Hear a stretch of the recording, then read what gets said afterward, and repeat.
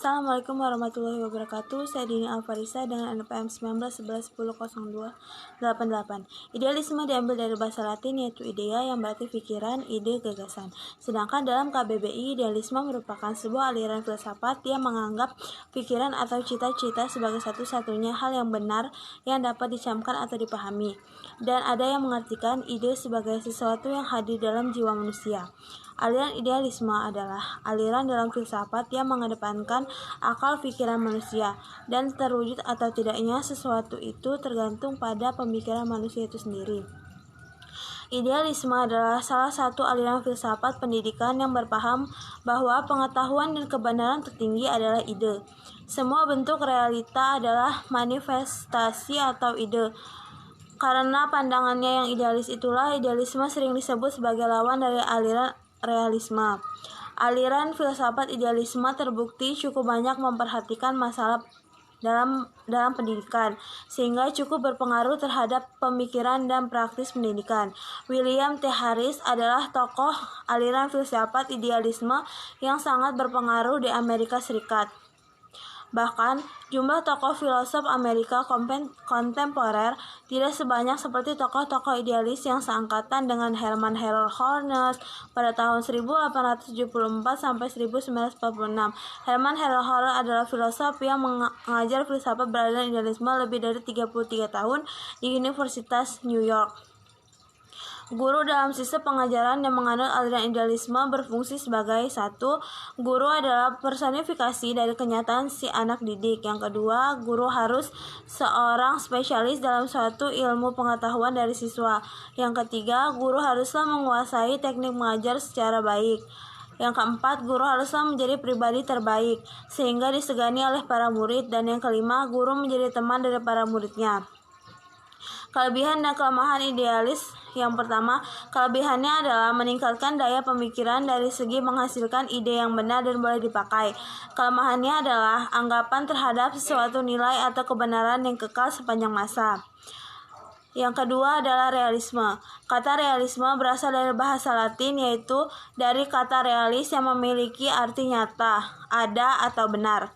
Kata realisme juga berasal dari bahasa Inggris, yaitu kata reality yang memiliki arti kenyataan dan fakta. Jadi, yang dimaksud dengan istilah realisme ialah sesuatu yang menggambarkan tentang peristiwa atau kejadian yang dialami individu secara nyata atau benar-benar terjadi. Aliran realisme menyatakan bahwa realitas ialah gabungan dari hal fisik dan hal rohani yang tidak dapat dipisahkan. Aliran realisme juga tidak hanya mementingkan ide-ide atau pikiran manusia saja, karena menurut aliran ini asal dari pemikiran manusia itu adalah kosong. Aliran realisme juga biasa disebut dengan tabula rasa. Jadi, pemikiran manusia yang awalnya kosong dapat diisi dengan pengetahuan yang berasal dari luar pikiran atau bisa juga dari lingkungan sekitarnya. Jadi, intinya, aliran realisme berupa dunia yang memiliki objek fisik, bukanlah objek abstrak seperti aliran idealisme. Aliran realisme menyatakan bahwa gambaran yang menyebabkan atau nyata di dunia. Realisme dan filsafat pendidikan dalam realisme memiliki keterkaitan erat dengan pandangan John Locke bahwa akal, pikiran, dan jiwa manusia tidak lain adalah tabula rasa, ruang kosong tak ubahnya kertas putih, dan kemudian menerima impresi dari lingkungan. Oleh karena itu, pendidikan dibutuhkan karena untuk membentuk setiap individu agar mereka menjadi sesuai dengan apa yang dipandang baik. Dengan demikian, pendidikan dalam realisme kerap diidentikan sebagai upaya pelaksanaan psikologi behaviorisme ke dalam ruang pengajaran. Kelebihan dan kelemahan aliran realisme. Kelebihannya, program pendidikan terfokus sehingga pendidikan dapat menyesuaikan diri secara tepat dalam hidup. Yang kedua, peranan peserta didik adalah penguasaan pengetahuan yang handal sehingga pengetahuan mampu mengikuti perkembangan iptek. Yang ketiga, dalam hubungannya dengan disiplin. Tata cara yang baik sangat penting dalam belajar. Artinya belajar dilakukan secara berpola berdasarkan pada suatu pedoman, karena peserta didik perlu mempunyai disiplin mental dan moral untuk setiap tingkat kebaikannya. Yang keempat, kurikulum komprehensif yang berisi semua pengetahuan yang berguna dalam menyesuaikan diri dalam hidup dan bertanggung jawab. Kurikulum berisi unsur-unsur pendidikan umum untuk mengembangkan kemampuan berpikir dan pendidikan praktis untuk kepentingan bekerja. Yang kelima, metodenya logis dan psikologis. Bersifat logis, bertahap dan berurutan. Kelemahannya, pada tingkat pendidikan yang paling rendah, anak akan menerima jenis pendidikan yang sama. Yang kedua, kekeliruan memiliki persepsi. Tidak ada penjelasan mengenai objek khayalan atau halusinasi. Semua persepsi tergantung konteks visual. Aliran yang ketiga adalah perennialisme, merupakan suatu aliran dalam pendidikan yang lahir pada abad ke-20. Perennialisme lahir di suatu reaksi terhadap pendidikan progresif.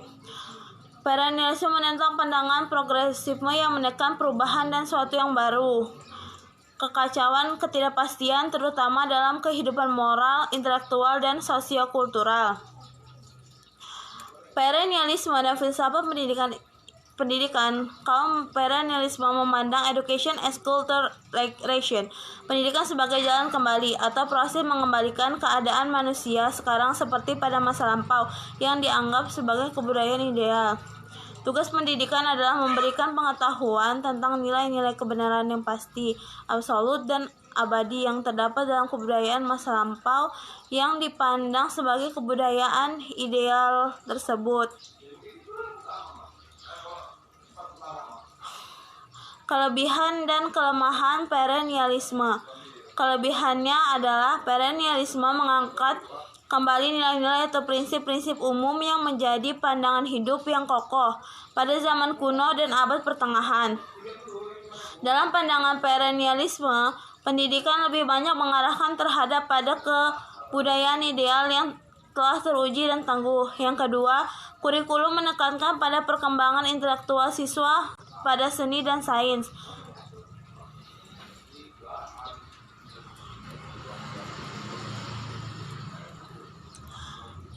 Kelemahannya adalah yang pertama, pengetahuan dianggap lebih penting dan kurang memperhatikan kegiatan. Yang kedua, kegiatan sehari-hari pendidikan yang menganut paham ini menekankan pada keberadaan absolut, kebenaran universal yang tidak terkait pada tempat dan waktu aliran. Ini lebih berorientasi ke masa lalu. Yang kedua, perennialisme kurang menerima adanya perubahan-perubahan karena menurut mereka banyak menimbulkan kekacauan, ketidakpastian, dan ketidakteraturan, terutama dalam kehidupan moral, intelektual, dan sosiokultural. Yang keempat, aliran eksistensialisme. Berasal dari kata eksistensial sendiri berasal dari kata ex keluar dan sister berdiri. Jadi eksistensi berdiri dengan keluar dari diri sendiri. Eksistensialisme pada hakikatnya merupakan aliran filsafat yang bertujuan mengembalikan keberadaan umat manusia sesuai dengan keadaan hidup asasi yang dimiliki dan dihadapinya. Eksistensialisme adalah suatu penolakan terhadap suatu pemikiran abstrak, tidak logis, atau tidak ilmiah. Eksistensialisme adalah aliran filsafat yang menekankan eksistensia.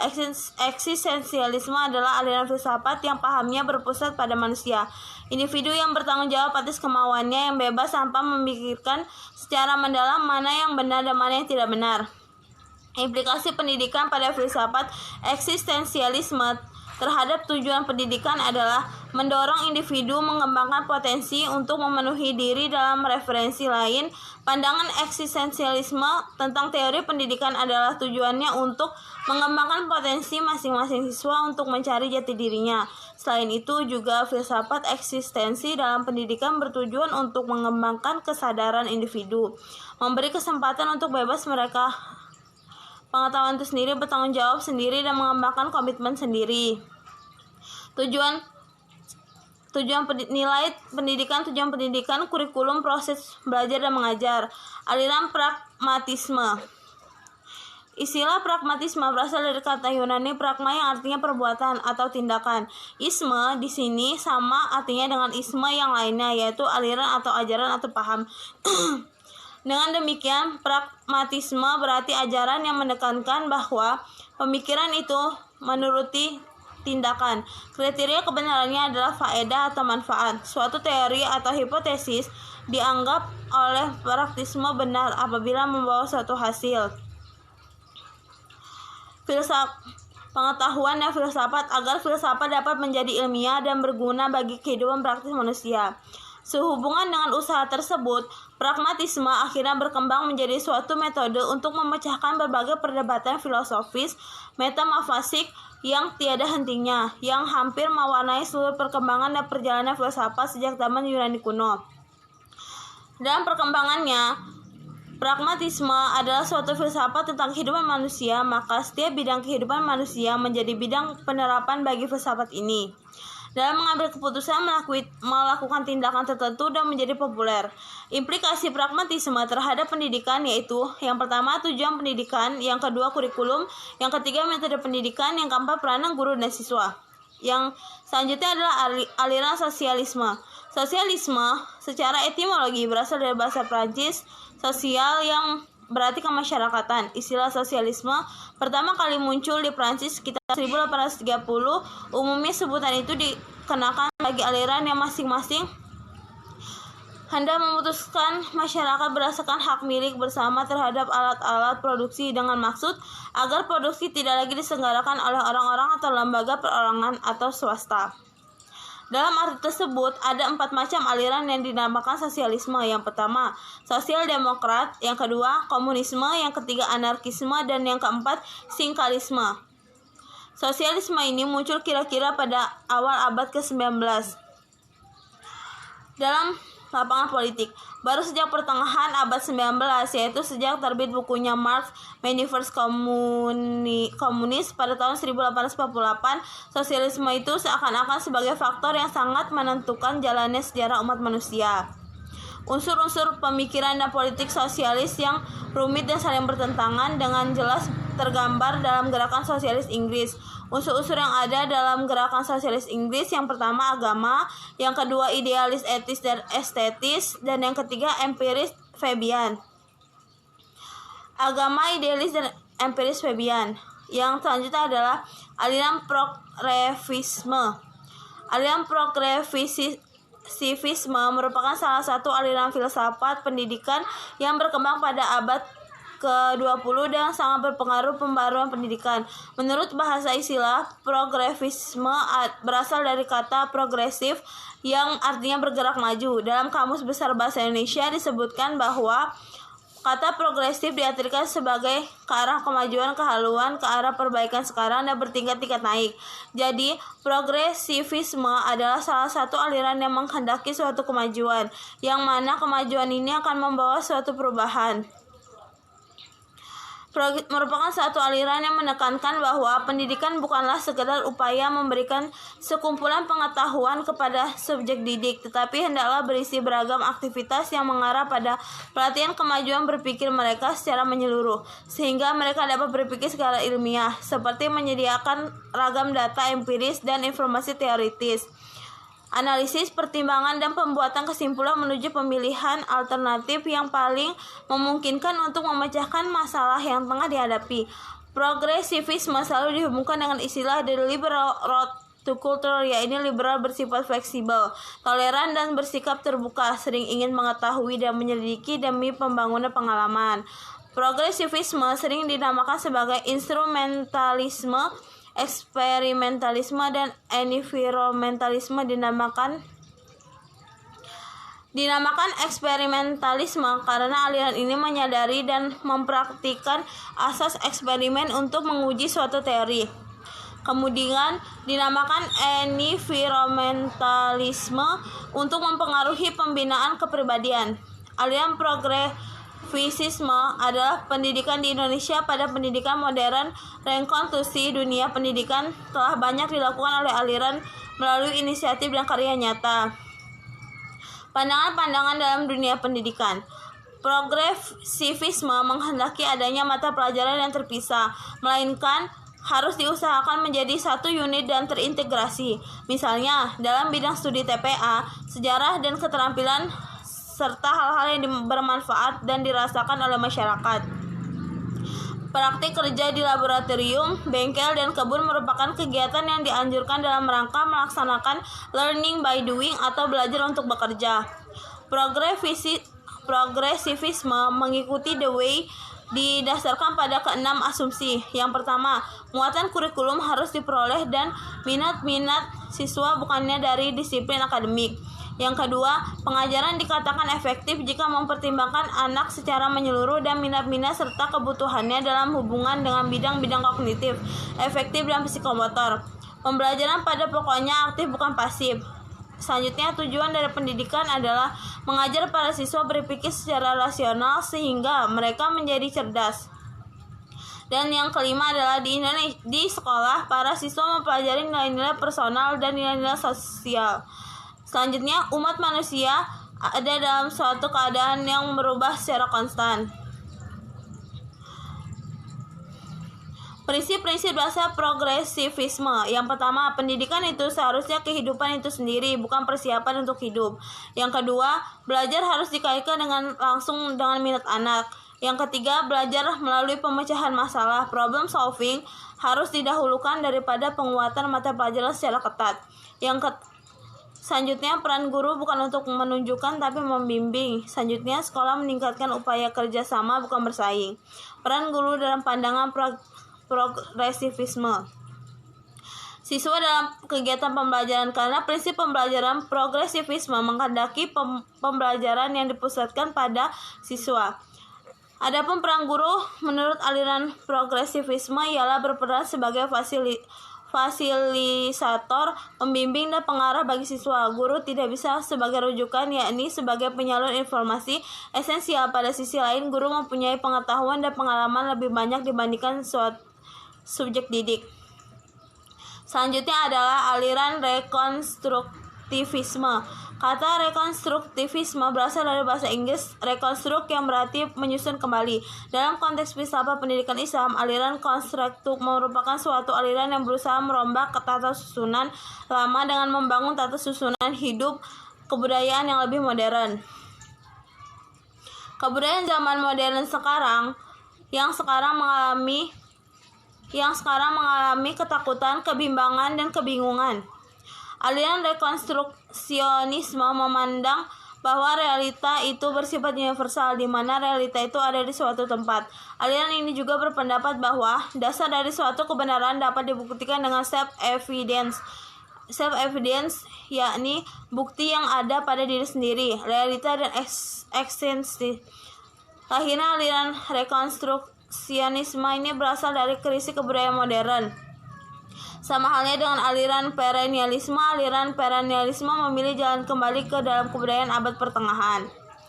Model pembelajaran aliran rekonstruksionisme yaitu pelajar, mengajar, dan pengajaran. Aliran esensialisme. Secara etimologi, esensialisme berasal dari bahasa Inggris, yakni esensial yang berarti inti atau pokok dari suatu, dan isim berarti mazhab atau paham. Aliran filsafat esensialisme adalah suatu aliran filsafat yang menginginkan agar manusia kembali manusia yang bermaksud dengan kebudayaan lama itu adalah yang telah ada semenjak peradaban manusia yang pertama-tama dahulu. Akan tetapi yang paling mereka pedomi adalah peradaban semenjak zaman Renaissance, yaitu yang tumbuh dan berkembang di sekitar abad 11, 12, 13, dan ke-14 Masehi. Ciri-ciri utama aliran esensialisme yang berkembang pada zaman Renaissance mempunyai tujuan yang berbeda dengan progresivisme mengenai pendidikan dan kebudayaan. Jika progresivisme menganggap pendidikan yang penuh fleksibel, tidak ada keterkaitan dengan doktrin tertentu, toleransi, dan nilai-nilai dapat berubah dan berkembang, maka aliran esensialisme ini memandang bahwa pendidikan yang bertumbuh pada dasar pandangan fleksibel berubah-ubah, mudah goyah, dan kurang terarah dan tidak menentu atau kurang stabil. Ciri-ciri filsafat pendidikan esensialisme yang disarikan oleh William C.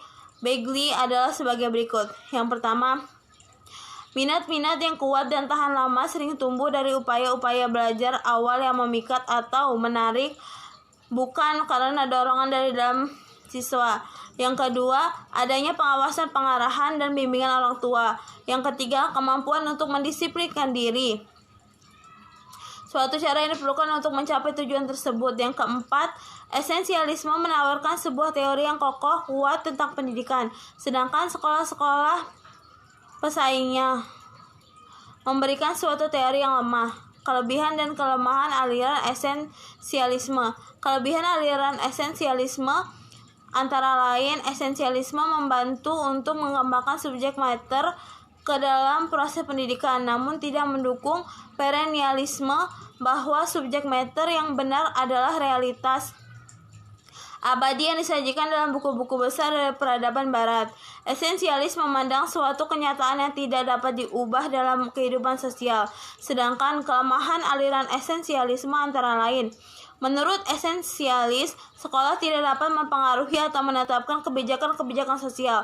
Para pemikir esensialis pada umumnya tidak memiliki kesatuan garis karena mereka berpedoman pada filsafat yang berbeda.